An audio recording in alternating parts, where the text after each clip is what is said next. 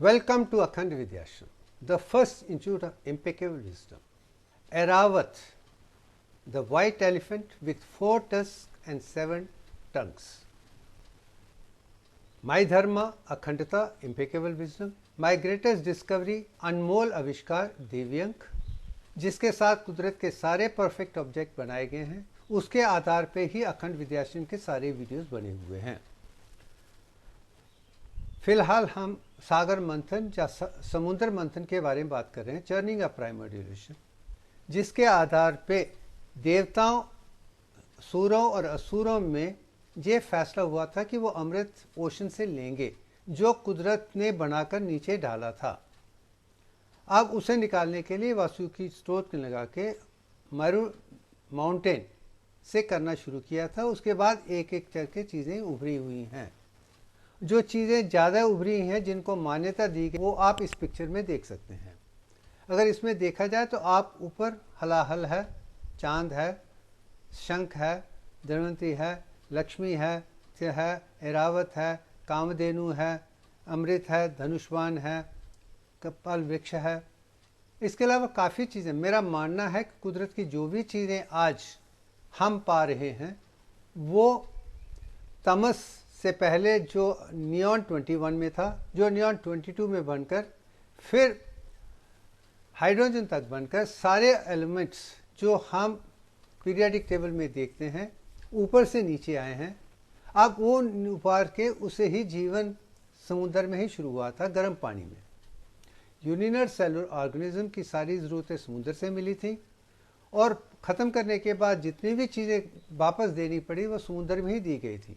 मगर आज हम मल्टी सेलुलर ऑर्गेनिज्म हैं जो समुद्र में नहीं रह सकते हैं, बाहर हैं, मगर समुद्र आज भी हमारे अंदर है as an extra cellular space या इंटरस्टिशियल स्पेस। उसकी कंसंट्रेशन आज भी सलाइन, वार्म सलाइन वाटर है। तो इस चीज़ को ध्यान में रखते हुए हम आगे चलेंगे। अब हम ऐरावत की बात कर रहे हैं। वो एक एलिफेंट है, वो ज़मीन से निकला है। अगर आप इस पिक्चर को देखें तो एक वाइट एलिफेंट है जिसके 4 टस्क हैं, जो दांत हैं, और 7 भुजाएं जो ट्रंक से जुड़ी हुई हैं। ये 7 भुजों के पीछे क्या अंत है, 4 टस्क के पीछे क्या अंत है, या हाथी के पीछे क्या अंक है। और इस पिक्चर में आप देख सकते हैं कि एक तरफ चांद है, दूसरी तरफ सूरज है और ये नीचे है। अगर इस पिक्चर को ध्यान में देखें तो अगर इसमें 3 ही चीज़ें हैं, सूरज है, चांद है और नीचे हाथी है, तो हाथी का क्या मतलब हो सकता है? मेरा मानना है हाथी मर्द एलिमेंट को एलिमेंट करता है। मदर एलिमेंट जो भूमि है वही हाथी है, उसके ही 7 हैं, उसके ही 4 हैं। अब इस स्टेटमेंट को बनाने के बाद मैं इसे प्रूव करूंगा कि ये कैसे संभव है, या उन देवी देवताओं की जो पिक्चरें हैं, जो कुदरत के जितने भी देन हैं, उसमें भूमि का क्या रोल है, उसके हमारे ऋषि, महर्षि, ब्रह्म ऋषि, अखंड ऋषि से कैसे देकर पिक्चर फॉर्म में डाला था। अब इसे समझने की हम कोशिश करते हैं। अगर आप देखें, विष्णु के 10 अवतार हैं। पहला जो है वो मत्स्य है, वर्टिकल कॉलम की फर्स्ट लेवल की है, जिसे हम ट्राई लेमिनर लेयर, आप जाइगोट फॉर्मेशन भी कह सकते हैं, कि बच्चे की शुरुआत वहाँ से हुई है। वो पानी के अंदर ही रहता है, साइटोप्लाज्म में रहता है। कास्मिक पुरुष के माध्यम से मैंने बताया भी है उसके साथ क्या हुआ था, कैसे नहीं है। वो फिश, और फिश ने ही सबको बचाया था जब प्रलय हुई थी। ये विष्णु का पहला अवतार है। और जहाँ इस पिक्चर में, सागर मंथन की पिक्चर में देखिए, आप कूर्मा को देख सकते हैं, टर्टाइज को देख सकते हैं, जो मेरुदंडा को सपोर्ट कर रहा है। अब जो तीसरा अवतार है वो वराह है। तो अब ये वराह अवतार है जिसे आप, वराह ने, विष्णु ने अवतार को धरती को पानी से निकाला है। मेरा मानना है ये वैकुंठ है, ये आकाश कोश है, ये समुद्र का पानी नहीं है। आकाश कोश से ही निकाल कर ही ज़मीन पे नीचे लाया गया है। वो चीज़ है, ये जो शक्ति जो वराह में है वो इंसान की बहुत खूबसूरत शक्तियों में से एक है, जो इवन भूमि को भी निकाल सकता है या प्रधन। और उसके आधार पे तमस, रजस, सात्विक, सृष्टि के निर्माण से पहले जो तमस था, जो अंधकार था, रोशनी बनी, फिर सारी चीज़ें बनी हैं, फिर एक एक करके ही हमारी सारी सोलर सिस्टम, स्पाइरल गैलेक्सी वैसी ही बनी हुई है। अब ज़िंदगी शक्ल ले रही है, तो अब नई ज़िंदगी जो शुरू हो रही है वो दिखाने की कोशिश की जा रही है। सो बर्थ और मर्थ जो कुदरत के ज़माने में बना था, जो सॉलिड फॉर्म है, और सॉलिड फॉर्म ही 38.1966% है। अगर हम भूमि को देखते हैं, जहाँ वरा अवतार को देखते हैं, तो 38.1966% को ही दिखाया गया है। ये विष्णु जी का थर्ड अवतार है। अब एक सवाल आता है कि अब जो बन गई है, भूमि बनने के बाद ये सूरज के अर्थ चल रही है, इसमें कोई दो राय नहीं है। सेलुलर इक्वेटर एक है, इसका ऑर्बिट इक्वेटर भी एक है, आप देख सकते हैं। इसके नॉर्थ पोल भी हैं, साउथ पोल भी हैं, और परपेंडिकुलर ऑर्बिट भी है। ये सब चीज़ें इसमें दिखाई गई हैं। आप इसमें देखेंगे कि जो पृथ्वी है वो एक ऐसे ऑर्बिट और सेलुलर ऑर्बिट में चल रही है जिसका एक अंक है, और माना जाता है जो अंक है, एक्सिस टिल्ट, जो ऑब्लिक्विटी जो है परपेंडिकुलर और नॉर्थ और साउथ पोल के बीच में 23.5 है। अब ये 23.5 पॉइंट परफेक्ट है, और मेरा मानना है जैसे अप्रॉक्सीमेटली 22 के करीब होनी चाहिए। बट एनीवे, इस विषय में जाने की कोई ज़रूरत नहीं है। हम 23.5 पॉइंट को भी देख लें तो ठीक है। मगर इस टिल्ट के पीछे हमारे शास्त्र क्या कहते हैं, ये क्यों हुआ है, मुझे लगता है कि वो भी देखना ज़रूरी है। मैं किसी को ऑब्जेक्टिफाई नहीं कर रहा हूँ, मैं ये नहीं कह रहा हूँ कि यहाँ कहानियाँ सच हैं, मगर कहानियों के पीछे क्या सच है हम उसे समझने की कोशिश करेंगे। अगर देखा जाए तो लॉर्ड शिवा की जब शादी हो रही थी गॉडेस उमा के साथ इन मानतलाई इन जम्मू एंड कश्मीर, उमा जी के जो पिता है किंग दक्ष हैं, वो तो खुश नहीं थे, फिर भी उन्होंने शादी करवाई थी। क्योंकि शादी होने के टाइम पे पूरी सृष्टि के जितने भी देवी देवता थे सारे मानतलाई में हैं, जो नॉर्थ इंडिया में हैं या उत्तर भारत में हैं। इसके कारण क्या है, मदर अर्थ नॉर्थ की तरफ या उत्तर की तरफ झुक गई थी। अब क्योंकि झुके ही इक्विलिब्रियम खराब हो गया, तो लॉर्ड शिवा ने सेज अगस्त्य को कहा था कि तुम दक्षिण भारत चले जाओ और इस संतुलन को बराबर रखो। अगस्त्य को वहाँ से नॉर्थ से कश्मीर, जम्मू एंड कश्मीर से उन्होंने दक्षिण भारत में भेजा था, और जब वो दक्षिण भारत में आए और अपना स्थान जहाँ बना दिया, तो ये ज़मीन कहीं ना कहीं स्थिर हो गई थी, इक्विलिब्रियम बराबर हो गया था। मगर शादी के बाद सारे के सारे देवी देवताएं नॉर्थ को छोड़कर चले गए, मगर अगस्त्य तब से दक्षिण भारत में ही रहे, ये वापस नहीं आए। इसके कारण इसको टिल्ट दक्षिण की तरफ दिखाया गया है। ये एक कहानी है, सत्य है, साइंस है, क्या है, मैं ये जानने की कोशिश करता हूँ। मगर फ़िलहाल हम इस विषय के इसकी गहराई तक इसलिए नहीं जा रहे हैं कि इसके लिए समय नहीं आया है। जब समय आएगा तो हम इस पर तर्क वितर्क करके, तार वितार करके, विचार निकाल के, और जब तक अखंड तक नहीं पहुँचेंगे हम इसे नहीं छोड़ेंगे। फिलहाल वो बाहर के लिए है। अब हम अगर अर्थ का लिमिट को समझना चाहें, जहाँ white elephant with soft tusk को 4 को जानना चाहें, तो इसका जो वर्णन तंत्र विद्या में सतचक्र निरूपणा में है, और वो मूलाधार चक्र में दिखाया गया है। मूलाधार का जो मंत्र है वो लाम है, और इसे त्रिपुरा इन्वर्टेड ट्राइंगल्स भी देखी गई है, आप उसमें लाम भी देख सकते हैं।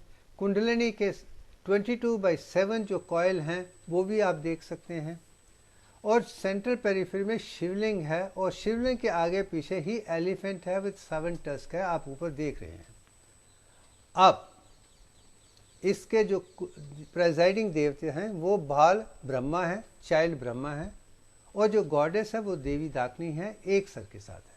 ये पहला चक्र है जिसकी आवाज़ लाम है, जिस नियर मोस्ट पार्ट में है और इसमें 7 हाथी हैं और एलिफेंट हैं और बाल ब्रह्मा हैं, और ब्रह्मा को भी आप इसके भूमि के साथ जुड़ा हुआ है। फर्स्ट स्टेज क्रिएशन यहाँ से शुरू हुई थी, इसलिए ब्रह्मा का भी भूमि के साथ तर्क वितर्क रहना, जब विचार रहना, वो भी माना जा सकता है। और एलिफेंट भी ओम को ही दिखाता है, महामंत्र को ही दिखाता है। ये चीज़ भी मैंने आगे दिखा दी है कि जो पिक्चर अब 50 साल पहले मैंने ओम की निकाली थी, उसमें भी आप हाथी को देख सकते हैं, एलिफेंट को देख सकते हैं। उसमें भी 22/7 का ही प्रोडक्ट है। अब ये जो कहानी सतचक्र निरूपण में है, क्या ये सत्य है या ये भी एक कल्पना है? और मैं मानता हूँ ये कल्पना नहीं है, ये प्योर साइंस है। पहली कहानी भी साइंस है, ये कहानी भी साइंस है। कुदरत की हर चीज, और सतचक्र निरूपण की कहानी भी साथ है। तो जितनी भी कहानियां मैं बता रहा हूँ सब सत्य हैं, और हमारे ऋषियों ने सत्य को अपने शब्दों में, ताकि कॉमन आदमी उसे समझ सके। वेदों का जो ज्ञान श्रुति है बहुत हाई है, वो एक कॉमन आदमी के लिए समझना ज़रूरी आसान नहीं है। इसलिए उसे श्रुति कहा जाता है कि डायरेक्ट वॉइस ही है। उसमें सारे देवी देवताओं को 33 करोड़ देवता तो देख सकते हैं। वो सारे एटम है, एलिमेंट हैं, मॉलिक्यूल्स हैं, कंपाउंड्स हैं, सेल्स हैं। कुदरत की हर देन 33 करोड़ देवता में ही है। वही चीज़ उन्होंने बताने की कोशिश की है। अगर आप वेदा में देखें तो अग्नि का वृक्ष ज़्यादा है। इसका मतलब कि जो शक्ति है, जो पंचभूतों के सेंटर में है, उसको ज़्यादा माने, क्योंकि उससे बढ़ने से वायु आकाश बन जाता है, और कम होने से जल और पृथ्वी बनती है, और पृथ्वी के साथ ही ये मूलाधार चक्र ये जुड़ा हुआ है। तो यहाँ फिर उसके बाद उपनिषद में जो दिखाया गया उसमें 22/21 चीज़ आसानी से उभर जाती है, और ब्रह्मा के 10 में 10 लेवल स्टेजेस उभर जाते हैं। ये कोई मैं बता चुका हूँ। इसमें साइंस है, और वही चीज़ मैं साइंस के माध्यम से भी दुनिया को समझाने की कोशिश कर रहा हूँ, और मुझे लगता है इससे मेरा जीवन सफल हो रहा है। अब इसी को मैंने अखंड किताब में, अखंड सूत्र किताब में, अपनी किताबों में कैसे देखा है, मैं उसे दिखाना चाहूँगा। अब वही मूलाधार चक्र को जो ग्राफिक प्रेजेंटेशन वाइट की है, एलिफेंट की है, उसके बाद जो पिक्चर सतचक्र निरूपणा में उभर के आई है वो भी मैंने दिखा दी है। अब उसे मैंने ग्राफिक प्रेजेंटेशन जो मंत्रों के सिर्फ सिंबॉलिक रिप्रेजेंटेशन, सिर्फ मैथमेटिकल डिज़ाइन के आधार पे जो बनाया है वो आपके सामने पेश किया है। इसमें भी वो सारी चीज़ें हैं जो मूलाधार चक्र और सतचक्र निरूपणा में है। आज जो जल में ऐरावत में है, या पुराणों में ऐरावत में है, या सृष्टि में जो भी है, सब एक जैसा है। 4 अलग किस्म के लोगों ने, जो एक दूसरे को जानते भी नहीं है, पहचानते नहीं है, मगर एक ही खूबी को, भूमि की खूबी को, 38.1966% को एक ही फॉर्म में अलग तरीके से दिखाने का जो सौभाग्य हमारे ऋषियों, महर्षियों, ब्रह्म ऋषियों और अखंड ऋषियों को मिला है, वही चीज़ मैं भी इस माध्यम से दिखा रहा हूँ। अब इसे देखिए, अखंड सूत्र में डिसेंट ऑफ महाशक्ति जो नीचे आई, उसे नर्व ट्रायंगल में आप देख सकते हैं सेंटर में, और कुंडलिनी 3+17 या 22/7 है, वो भी आप बीच में देख सकते हैं। सेंट्रल 3 सर्कल जो हैं प्लस लाइन है वो 22/7 है, और वही कुंडलिनी अवेकनिंग को रिप्रेजेंट के उसके बाद एवोल्यूशन शुरू हो जाता है। उसके बाद ही विष्णु भगवान के 10 अवतार शुरू हो जाते हैं। 10 stages of development of Kundalini 10 Vishnu अवतारों के साथ जुड़ा हुआ। ये भी मैंने बता दिया कि यही चीज़ हम स्ट्रक्चर में भी देखते हैं, इसी साइंस में भी देखते हैं, इसी डेवलपमेंट में भी देखते हैं, इसी एंडोक्राइन में भी देखते हैं, इसी ऑटोनॉमिक गैंग्लियन में देखते हैं। ये कोइंसिडेंस नहीं हो सकता है कि एक पहलू में एक चीज़ है तो वो चांस हो सकता है, 2 में भी थोड़ा हो सकता है, मगर 10 के 10 इम्पॉर्टेंट जो पहलू हैं, सब में एक ही चीज़, बार बार वही चीज़ उभर के आती है, तो वो संभावना नहीं रहती है, वही अखंडता है। वही मैं समझाने की कोशिश कर रहा हूँ कि सारी चीज़ें एक जैसी बनती जा रही हैं। इसका मतलब कि इसके पीछे साइंस है, इसके पीछे मैथमेटिकल डिज़ाइन है, इसके पास स्ट्रक्चर है। इसके आधार पे मैं दिखाना चाहता हूँ वेद, उपनिषद और शास्त्रों की, और जो साइंस की जो अंतिम सोच है वो दिव्यांक है, और उसका पहला part 22/21 is the first stage of cells, first stage of creation, फिर 10 स्टेज ऑफ डेवलपमेंट है, फिर मैचुरेशन है, फिर साइज है। तो एक ही मैथमेटिकल डिज़ाइन से, एक ही स्ट्रक्चर से जो दिखाने का, काम करने का जो सौभाग्य मुझे मिला, मुझे लगता है कि मेरा जीवन तो सफल हो रहा है। यही एनलाइटनमेंट है, यही कुदरत है, तो मैं समझूँ कि मेरा सौभाग्य है। अब इसी चीज़ में आप एलिफेंट में 7 स्फीयर्स हैं। The outer white circle is Brahma और क्रिएशन, द इनर वर्टल सर्कल जो देखते हैं वो स्लीपिंग कुंडलिनी है। यहाँ पे भी वो चीज़ अपने ही तरीके से साफ नज़र आती है। अब आगे चलते हैं। अगर आप देखें कि जो अर्थ है उसके 7 हिस्से हैं। हमारे शास्त्र 7 कहते हैं कि पृथ्वी के 7 पार्ट हैं, आताल, विताल, सूताल, तलाताल, रसाताल, महाताल और पताल। पताल सबसे नीचे का हिस्सा है, अताल भूमि के ऊपर का हिस्सा है। जैसे अताल को हम लिथोस्फीयर कह सकते हैं, विताल को एथनोस्फीयर कह सकते हैं, सूताल को अपर मेंटल कह सकते हैं, ट्रांसिशन जोन है, और सताल लोअर मेंटल है, महाताल आउटर कोर है, और पताल इनर कोर है, जो जिस भूमि के बिल्कुल अंदर है, जिसमें गर्मी है। अब ये साइंस ने भी वही बताया है, और सनातन धर्म के ऋषि, महर्षि, ब्रह्म ऋषि और अखंड ऋषि ने भी यही चीज़ बताई है। अब दो साइंस और स्पिरिचुअल एक करके बता रहा हूँ कि दोनों एक ही हैं। जब वो सच्चाई नज़र आ जाती है तो ठीक है। तो उस आधार उस विषय पे ध्यान में रखते हुए ये कहा जाता है कि पृथ्वी के, पूरी भूमि के जितने भी एलिमेंट्स हैं, जो फॉर्म ऑब्जेक्ट्स हैं, चाहे वो सेल है या भूमि है, उसके मेन 3 पार्ट हैं, और हर पार्ट 7-7 हिस्सों का बना हुआ है। As a lot there are 21 parts, जहाँ पे भी साइंस इकट्ठी हो जाती है। बट अब इसका परिवर्तन हम जीवन में कैसे देखते हैं। नीचे मूलाधार चक्र है जो अब्डामन के सबसे छोटे पेल्विक पार्ट में है, मगर उसके नीचे जो टांगे हैं वो अताल टू पताल लोक तक हैं, जो आप ऊपर के पिक्चर में देख सकते हैं। अब जो कुंडली होकर वहाँ तक पहुँची है, जो अताल टू वताल है वो अंदर देख सकते हैं, उसके सेंटर में ही है। उसके ऊपर ही मूलाधार के रिप्रेजेंटेटिव वही सहस्रार चक्र बन जाता है। अब सहस्रार कुंडली मूलाधार से सहस्रार तक कैसे जाती है, वो अंदर से जाएगी, तो आप सब चीज़ों को देख सकते हैं। भूमि के 7 रोल देख सकते हैं, अंतरिक्ष के 7 रोल देख सकते हैं, और हेवन भी 7 देख सकते हैं। जब आपने 21 देख लिया, फिर उसके बाद सोलर सिस्टम को आप जान सकते हैं। सोलर सिस्टम को जानने के बाद सोलर सिस्टम के बाहर जाने के लिए या फर्स्ट ऑफ क्रिएशन या सच्चित आनंद क्या है वो आप देख पाएंगे। वो ही मैं दिखाने की कोशिश कर रहा हूँ कि यहाँ पे साइंस और स्पिरिचुअलिटी दोनों एक ही हैं, कोई परिवर्तन नहीं है। अगर हम स्पिरिचुअलिटी को गलत समझते हैं या साइंस को गलत समझते हैं तो हमारी गलती है।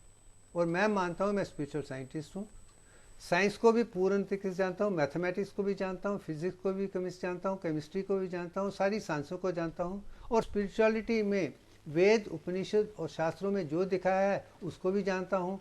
दोनों सत्य हैं, यही दिखाने की मेरी कोशिश है, प्रयत्न है। मैं समझता हूँ कि मैं इसमें काफ़ी कामयाब हो रहा हूँ। अब हम ये 2 स्लाइडें जो मैं दिखाने वाला हूँ, ये है कि जो जपमाला का, हम मंत्रमाला का इस्तेमाल करते हैं, उसमें 108 बीट्स ही हैं, ना 107 हैं, ना 109 हैं। इसके पीछे भी क्या साइंस है या ये भी एक कल्पना है, ये मैंने पहले भी दिखाया है, मैं फिर दोबारा दिखाना चाहूँगा। अगर आप मून का डायमीटर लें 3560 किलोमीटर्स है। अगर हम डिस्टेंस ऑफ मून फ्रॉम अर्थ देखा जाए 384,400 किलोमीटर है। अगर 384,400 को हम 3560 से डिवाइड करते हैं तो 108 ही आता है, 107 या 109 नहीं आता है। क्या ये इत्तेफाक है? नहीं, क्योंकि जितने मून हैं, अर्थ और मून के बीच में 108 मून आप देख सकते हैं। क्या ये इत्तेफाक है? नहीं, ये कुदरत की देन है, क्योंकि पंचभूतों में जो डाला गया है उसकी क्वांटिटी 540 है, और सारे 5 ऑर्गन अपने आप में 108 ही हैं। क्या ये भी इत्तेफाक है? नहीं, ये कुदरत की देन है। इसे ही हम डिवाइन अर्थमेटिक कहते हैं। ये मैन मेड डिज़ाइन नहीं है, इसमें अलजेब्रा, ट्रिग्नोमेट्री जो लोगों ने सोच के डाली है वो दिखाने की कोशिश नहीं है। सिमिलर चीज़ 108 आप सूर्य में भी देख सकते हैं। तो इसमें मैंने बताया कि जो डायमीटर सूर्य का है उसको हम अर्थ के डायमीटर से निकालें भी 108 है। इसका मतलब एक सूर्य पे 108 भूमियाँ बैठ सकती हैं। ये भी इत्तेफाक नहीं है, ये भी कुदरत की देन है। अब अगली स्लाइड में अगर हम देखते हैं तो इसमें भी यही सब चीज़ें एक एक करके उभर के आई हैं। और मेरा मानना है कि जिसने भी इस चीज़ को समझ लिया है, जान लिया है, पहचान लिया है, वो कुदरत को आसानी से समझ पाएगा, जान पहचान। अब सारांश के तरीके से मैं पेश करना चाहूँगा कि समुद्र मंथन में ऐरावत जो निकला है वो वाइट एलिफेंट है। उसकी 4 देखें, वो भूमि को प्रेजेंट करते हैं, स्क्वायर को प्रेजेंट करते हैं, 7 उसके हिस्सों को प्रेजेंट करते हैं, और सफ़ेद उसकी शुद्धता को प्रेजेंट करते हैं। उसी को ब्रह्मा कहा जाता है, उसी को ओम कहा जाता है। उसी डिफरेंट तरीके से दिखाया गया है। उसी का जो टिल्ट है वो 22 डिग्री के पास है, 23 पॉइंट दिखाया गया है। ये कितना सत्य है कितना सत्य नहीं है ये भी जानने की कोशिश साइंस द्वारा कर सकती है।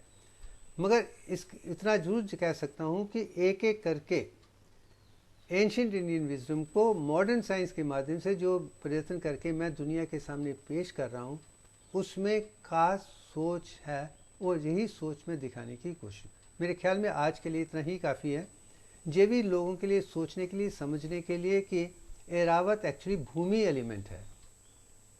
मून को मैंने दिखा दिया। अगले में हम सूर्य भगवान को दिखाना चाहेंगे। वो किस फॉर्म में दिखाना चाहेंगे वो आप अगले वीडियो में देखिए। फिलहाल इतना ही काफ़ी है। बहुत बहुत धन्यवाद। Thank you very much.